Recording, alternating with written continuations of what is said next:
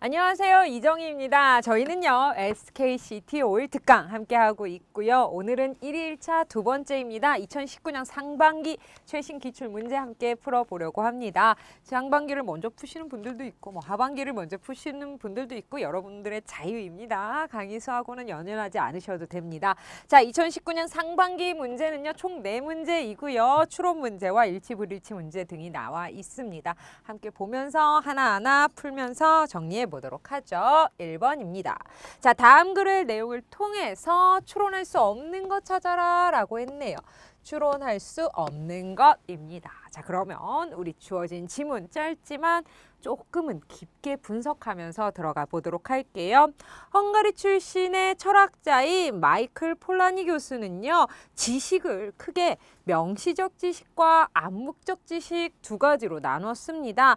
이러한 구분은 흔히 자전거를 타는 아이에 비유되어 이론과 실제로 간단히 나누어 소개되기도 합니다. 하지만 여기가 중요합니다. 간단한 게 아니다라는 얘기를 하려고 합니다. 봅니다. 하지만 암묵적 지식, 즉 암묵지는 암묵적 지식, 우리는 암묵지라고 하려고 합니다. 암묵지는 단순히 말로 얻어지지 않는 지식으로 단순하여 이해하는 것은 오해를 낳을 소지가 있습니다. 암묵지는 지식의 배후에 반드시 안다는 차원이 있음을 보여주는 개념입니다. 즉 단순히 이미 말로 얻어지지 않는 지식이 아니라 그 배후에 안다라는 것이 있다라는 개념입니다. 이는 학습과 체험으로 습득되지만 겉으로 드러나지 않고 타인에게 말로 설명하기 힘들며 무엇보다 본인이 지닌 지식이 얼마나 타인에게 유용한지 자각하지 못하는 일도 부지기수다라고 했습니다. 여기에선 암묵지에 대해서 이야기하고 있습니다. 이를 받아서 일본의 경영학자 노나카 이쿠지로는 이러한 암묵지를요, 어디에 경영학 분야에 적용했다라고 합니다.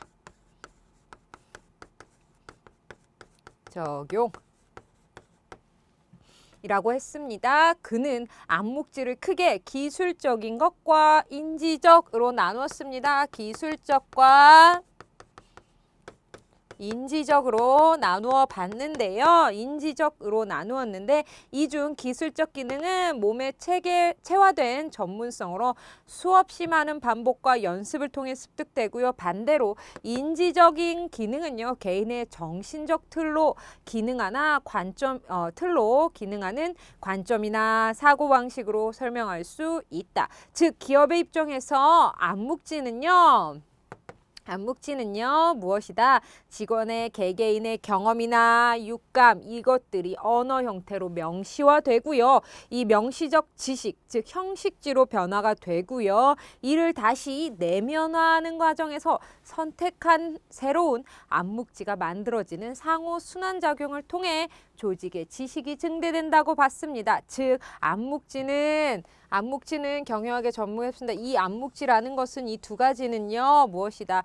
기술적인 것, 몸에 체화된 전문성, 수많은 반복 통해 연습되고요, 습득되고요. 인지적인 것, 이 두 가지가 모두 합해지고요. 또다시 이 두 가지가 다시 선택적 암묵지로 또 다시 간 다음에 이렇게 상호적으로 계속 교환하고 상호 순환하는 것을 통해서 조직의 전체적인 지식이 증대된다라고 경영학에 적용했으니까 조직 이야기가 나와야 되겠죠. 이를 이야기했다라고 합니다. 하나하나 볼게요. 암묵지를 통해 지식에도 다양한 층위의 알미 존재함을 알 수 있다라는 거 우리 어디에서 알 수 있나요? 바로 두 번째 줄, 세 번째 줄, 네 번째 줄. 암묵지는 단순히 말로 얻어지는 지식이 아니라 지식의 배후에 반드시 안다라는 차원이 있음을 알려준다. 즉 다양한 층이 있다. 암묵지를 통해 책만으로 지식을 완전히 습득하기가 어려운 이유 왜 그러는 걸까요? 바로 타인에게 말로 하기 힘들며 무엇보다도 본인이 지닌 지식 이 부분에 설명되어 있죠. 첫 번째 문단을 통해서 단순히 책만으로 하는 것이 아니라 이를 통해서 알게 되고 뒤에 있는 배경 지식을 통해서 이해하게 되고 또 다른 것들을 만들어내는 것이기 때문에 단순히 책만으로는 습득하기 어렵기 때문입니다. 암묵지를 습득하기 위해서 수없이 많은 반복과 연습이 필수적이다라고 했는데요. 이는 단순히 수없이 많은 반복과 연습이 필요한 것은 기술적인 것이죠. 일본 교수님이 말씀하신 것처럼 이는 기술적인 기능이고요. 반대로 인지적은 정신적 틀로 기능하는 관점이나 사고방식으로 설명할 수 있다라고 했으니까 이것만으로는 완전하지는 않습니다. 왜 그러냐면 두 번째 문단에서 확인이 가능합니다. 그 다음 암묵지를 통해 장인의 역할이 쉽게 대체될 수 없는 이유 설명할 수 있나요? 맞습니다. 장인이라는 것은 한 분야에서 수많은 경험과 그 다음에 이론적 지식과 여러한 것들이 어때요? 상호 보완하면서 큰 자리를 매김하고 있는 거죠. 그렇기 때문에 쉽게 대체될 수 없습니다. 그 안에는 경험도 있고요. 지식도 있고요. 여러 가지 상황이라는 것, 시간을 통해서 알게 되는 여러 가지 것들, 거대한 것들이 포함되어 있는 거죠. 그렇기 때문에 이유를 설명할 수 있고요.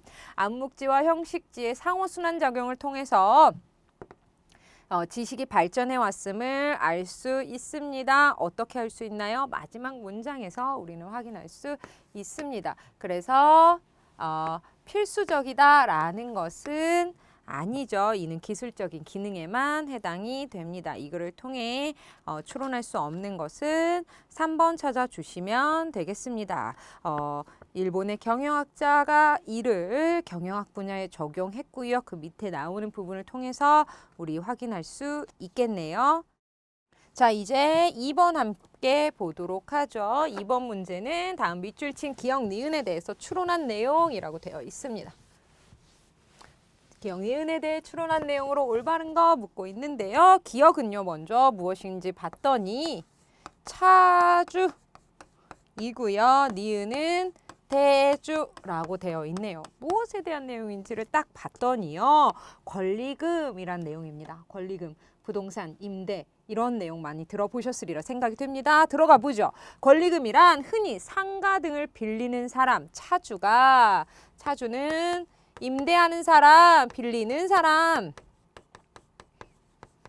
사람이 즉 대주에게 내는 임차료 외에 대주는 임차료를 받는데요. 주인, 건물주라고 할까요? 우리 그냥 쉽게 풀이하자고요. 금융주에게 내는 임대료 외에 앞서 대주에게 빌렸던 사람, 차주가 누구에게 내는 건가요? 전차주. 전에 있었던 임대했던 사람에게 내는 관행상의 금전을 의미합니다. 여기에서 이렇게 해주는 금전을 우리는 권리금이다 라고 합니다. 이 내용을 아마 말만 조금 어렵지 이미 알고 계시는 내용이라 생각이 됩니다. 전차주가 해당 임대상가에 투자한 설비, 상가 개량 비용, 기존 고객들과의 인지도, 유대관계 등 유무형의 대가를 차주가 고스란히 물려받는 경우 가치가 포함된 일종의 이용 대가인 것이다. 하지만 이는 어디까지나 차주와 전차주 사이에서 발생한 금전관계입니다. 즉 권리금은요. 대주와는 상관이 없습니다. 금전관계로 대주는 해당 권리금과 관련이 없습니다. 특별히 법률도 지정된 사항 또한 존재하지 않습니다. 2001년 상가건물 임대보호법이 제정되기 전에 대주 횡포에 대한 차주의 보호가 이루어지지 않았습니다. 그러나 2001년 이후에 이루어졌겠다라는 거 우리 짐작할 수 있겠네요. 이에 임차인들이 스스로 자신의 권리를 찾기 위해 새 차주에게 금전을 받았는데 이것이 권리금의 시작이다라고 합니다. 자, 어떤 상황들이 좀 많았죠. 내가 여기 가게에 들어가기 위해서 수많은 인테리어라던가 열심히 노력해서 사람이 막 엄청 많이 오게 많이 오는 그러한 유명한 혹은 나름 입소문난 맛집으로 했는데 어느 날 건물주가 나가라고 합니다. 너랑은 연장 안 해. 나가. 그러고 나서 건물주가 여기에 똑같은 가게를 차린다면 사람들은 알지 못하고 오는 경우 이랬을 때 어때요? 자기 집이 아닌 사람들은 쫓기는 그런 상황이 많이 발생하다 보니까 2001년에 상가 건물 임대차 보호법이 제정이 됐고요. 이전에 많은 피해를 봤던 것들이 아마 권리인들이 자신의 권리를 찾기 위해서 시작된 것이 권리금이라고 합니다. 이 권리금이 높은 상가일수록 좋은 상가라고 볼 수 있는 지표로 작용합니다. 여전히 전차주의 입장에서는 자신의 권리를 지키기 위한 하나의 방안으로 관습처럼 이용되고 있어 이에 대한 평가를 섣불리 하기는 힘든 것이 사실입니다. 그러나 권리금이 임대료보다 높아지는 경우가 종종 발생하고 있고요. 계약기간 만료 후 대주와 차주 사이에 금전적인 문제가 발생하기도 하면서 악습이라고 주장하는 사람도 있다라고 합니다. 자, 그럼 1번부터 한번 보시죠. 기역 니은은요. 기역은 니은의 계약 불이행으로 인하여 발생한 손해를 보장받을 수 없다라고 했는데요. 보시면 차주가 보장받을 수 없었는데 2001년 임대차 보호법이 제정된 후로는 어때요? 받을 수 있다라는 걸 우리 가운데 부분을 통해서 짐작할 수 있습니다. 왜 그러냐면 그 부분 보면 2001년 상가 건물 임대차 보호법이 제정되기 전에 대주의 횡포에 대한 차주의 보호가 이루어지지 않았대요. 그럼 2001년에는 이루어졌다. 2001년 제정된 이후에는 이루어졌다라는 거 알 수 있죠. 그렇기 때문에 이 부분 틀렸고요. 권리금은 본래 상대적 약자인 니은이 기역으로부터 손해를 보호받기 위해 시작된 관행이 아니라 전 차주와 새로운 차주와의 오가는 금전적인 관계를 의미하죠. 장기적으로 권리금은 기역과 니은이 모두 요구할 수 있다라고 했는데 니은은 관련이 없죠. 상대적으로 적은 권리금을 지불한 상가에서 높은 매출을 기록했다면 열심히 일해서 차주가 그 건물에 어때요? 인기도 좋아지게 하고요. 맛집으로 소문나면서 엄청 인기가 좋아졌다라고 한다면 니은은 직접적으로 이득을 본 셈이다라고 했는데 나중에 후에 건물의 인지도가 높아질 수는 있지만 직접적으로 무엇인가 확실하게 바로 이득을 본 거는 없습니다. 계약기간 만료 후 니은이 계약기간 만료 후 자신의 권리를 이행합니다. 기역은 니은에게 손해를 보장받을 수 없다라고 했는데요. 맞죠? 왜 그러냐면 기역은 니은에게 대주에게 어때요? 손해를 보장받을 수는 없습니다. 그 관계는 없습니다. 그렇기 때문에 5번이 맞는 내용입니다. 장사가 안 돼서 이제 장사를 그만해야 된다 할 때 장사가 안 된 내용을 보상받을 수는 없겠죠. 그래서 올바른 것은 5번만 찾아주시면 되겠습니다. 그 다음 3번 문제 보도록 하죠. 3번 문제는 빈칸에 알맞은 내용을 넣어라 라고 되어 있습니다. 이렇게 빈칸에 내용이 나와 있다면 빈칸의 위치에 대해서 조금 우리 신경 써야 되는데요. 빈칸의 위치가 만약에 글의 처음 부분에 나와 있다. 그러면 이 글에서 어떠한 토픽으로 어떠한 내용을 가지고 이야기할 건지 이야기의 시작점이 될 것이고요. 만약에 중간 부분 어느 부분이 나온다면 이 앞 내용과 뒷 내용이 서로 상반된 내용이라면 여기에서 반전을 꿈꾸는 반전의 힌트가 나와야 될 것입니다. 자, 여기에선 긍정적으로 나오고 여기서 부정적으로 나온다면 이 부분에 들어갈 내용은 그러나 이런 식으로 역접이 나와야 되겠지요.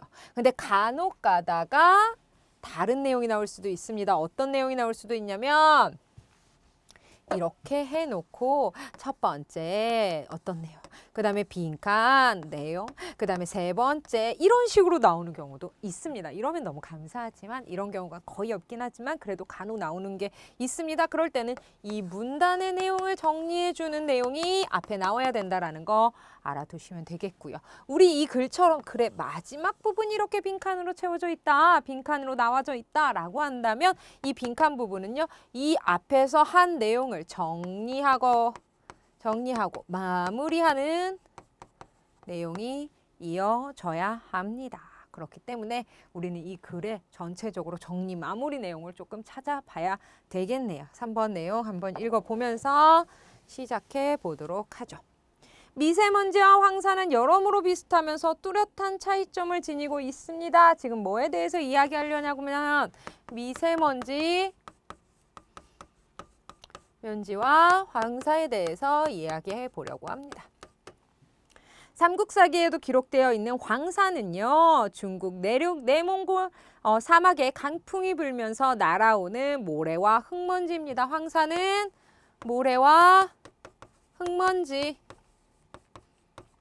라고 우선 정리할게요. 장단점이 존재했던 과거와 달리 중국 공업지대를 지난 황사에 미세먼지와 중금속 물질이 더해지며 심각한 환경 문제로 대두되었습니다. 황사가 기존의 모래와 흙먼지뿐만이 아니라 어때요? 미세먼지와 중금속들이 붙어가면서 또 우리나라로 오면서 점차 심각한 환경 문제로 대두되었다고 합니다. 이와 달리 미세먼지는 일반적으로 대기 오염 물질이 공기 중에 반응하여 형성된 황사염이나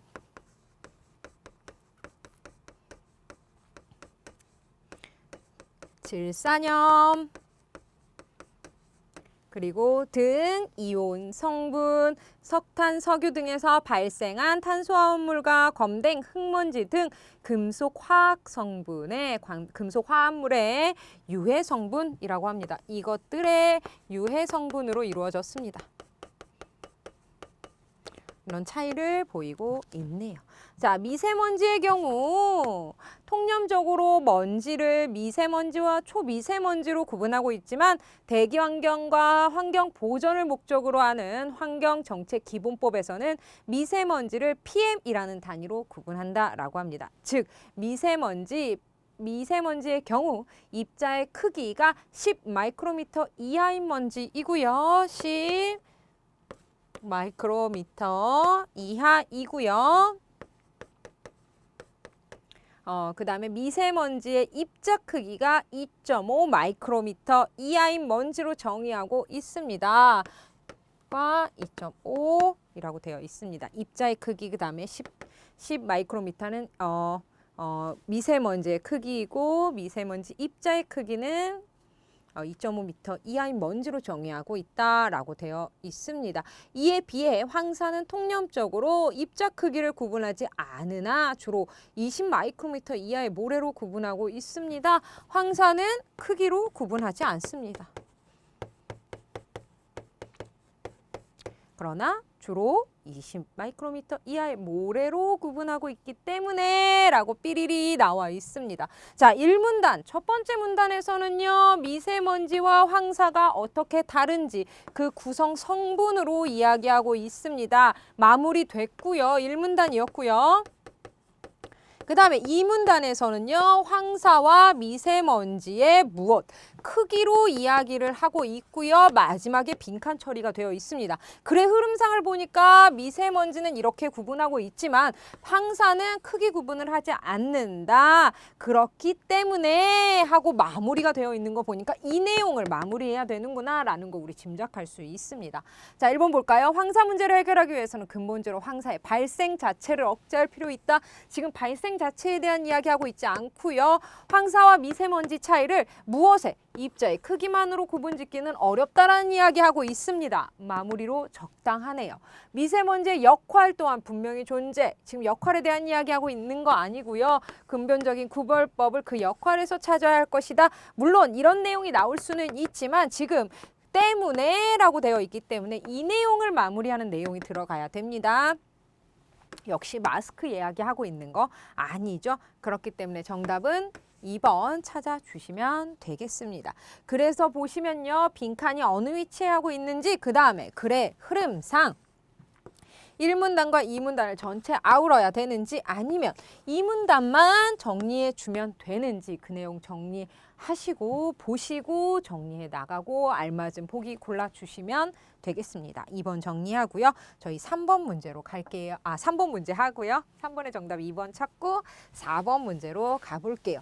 다음 글의 내용과 일치하지 않는 것이라고 되어 있습니다. 일치 불일치 문제가 나와 있네요. 일치 불일치 문제는요. 여러분들 유형 분석에서 한 번 더 다루겠지만 일치 불일치 문제는 보기를 먼저 읽어주셔야 됩니다. 그 이유는 무엇이냐면 자, 어떤 보기에서 무엇에 대해서 무엇을 조금 더 특징 잡아서 이야기하고 있는지를 보시고 그 내용이 나왔을 때 보기 내용과 함께 지문 내용을 번갈아 가면서 체크해 주시면 되기 때문이죠. 그래서 1번을 보면 사이먼 뉴컴의 교환 방정식 에서 Q라고 되어 있습니다. 이 부분 나왔을 때 이 부분 조금 눈여겨봐 주셔야 되고, 이번에는 어빙 피셔의 화폐 수량설은 최근 총거래수를 총 생산량수로 대체했는지 이 내용, 그 다음에 교환 방정식 MV는 PT는 화폐 수량설 기본 모형으로 하는지 이 부분 나왔을 때 눈여겨봐 주시고요.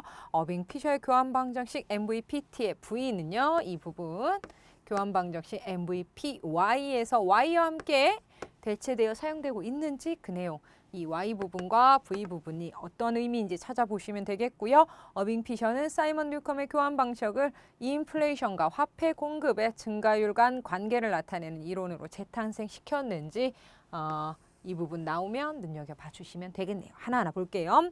경제학자인 사이먼 뉴컴이 소개한 화폐와 실물 교환의 교환식인 교환 방정식을 경제학자인 어빙 피셔가 발전시켜 재소개한 것이 바로 화폐 수량설이다.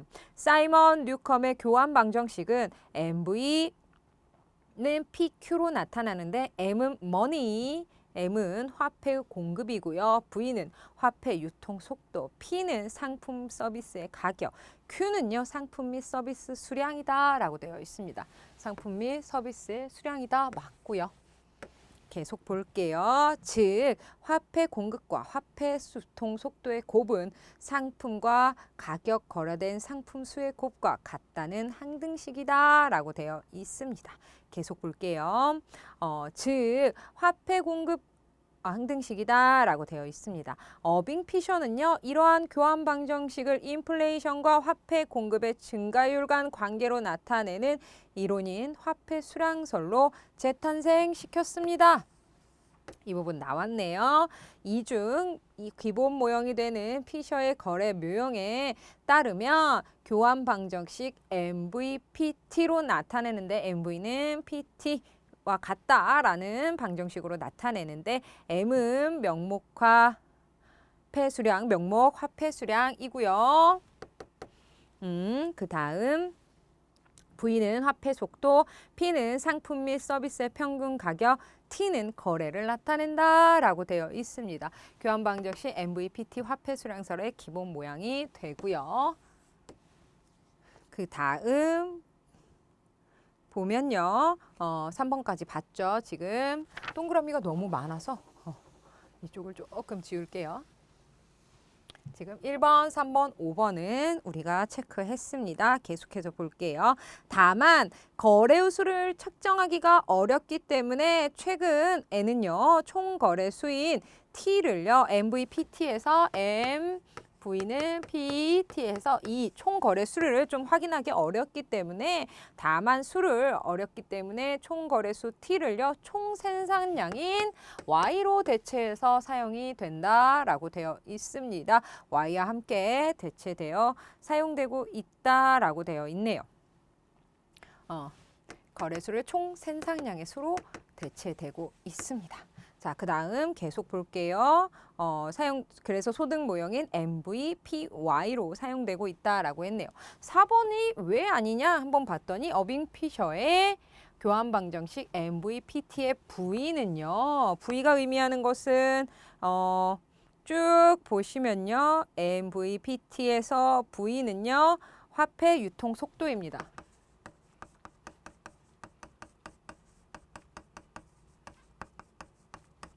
속도는 교환 방정식 MVPY에서 Y와 함께 대체되어 사용되고 있다라고 했는데 Y는 무엇이었나요? 맨 마지막에 보면 총 생산량입니다.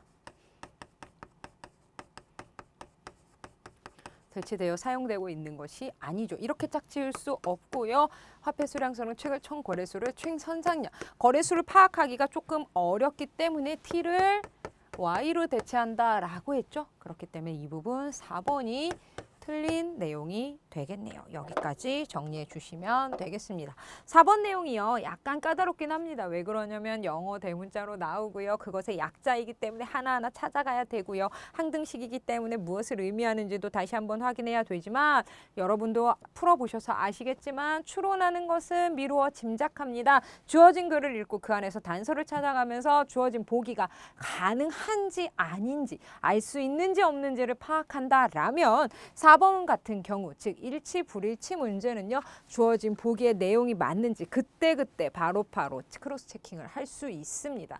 그만큼 여러분에게 생각을 요구한다라기보다는 그 부분을 빠르게 찾느냐 아니냐 그 시간 싸움이라고 할 수 있을 것 같아요. 그래서 여러분들 추론 문제하고 일치 불일치 문제 조금 다른 결이라는 거 다시 한번 강조 드리고요. 이런 문제들 나왔을 때 어떻게 우리가 접근해야 되는지도 다시 한번 알아봐 주시면 좋겠습니다. 3번 문제 같은 경우는요. 빈칸 문제였습니다. 빈칸 문제는요. 물론 1, 2, 3, 4, 5번을 다 읽고 푸는 것이 좋지만 가장 먼저 체크해야 될 것은 빈칸의 위치가 어디인지를 먼저 확인하셔야 됩니다. 그리고 빈칸 위치 앞에 어떠한 접속어가 써있고 있는지 그걸 확인하신 후에 본문으로 들어가시면 더 빠르게 정답 찾아 나가실 수 있으리라 생각이 됩니다.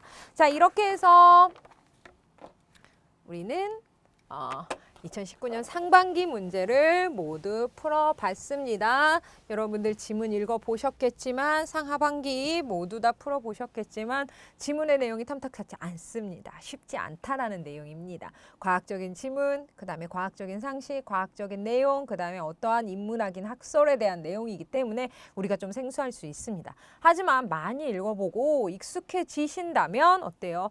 지문 왔을 때 당황하지 않고 이런 과학 지문, 통계 자료, 어떤 수식, 그 다음에 검사해야 될 거, 어떤 이론을 검증해 나가야 되는 거, 어떤 외국인의 이름이 많이 쓰였어, 어떤 기호들이 많이 쓰였어, 이러한 것들 확인해 나가면서 정리해 나가면서 시험지에서 체크하시고 문제 풀어 나가시는 연습을 계속한다면 여러분이 한 번 문제를 풀 때 소요되는 시간이 점차 줄어들이라 생각이 됩니다. 이렇게 해서 우리 최신 기출문제 함께 풀어봤고요. 나머지 문제들도 또 준비되어 있으니까요. 문제 함께 풀어보시고 저 만나러 오시면 되겠습니다. 오늘도 고생 많이 하셨고요. 전 다음 시간에 또 다시 인사드리도록 할게요. 감사합니다.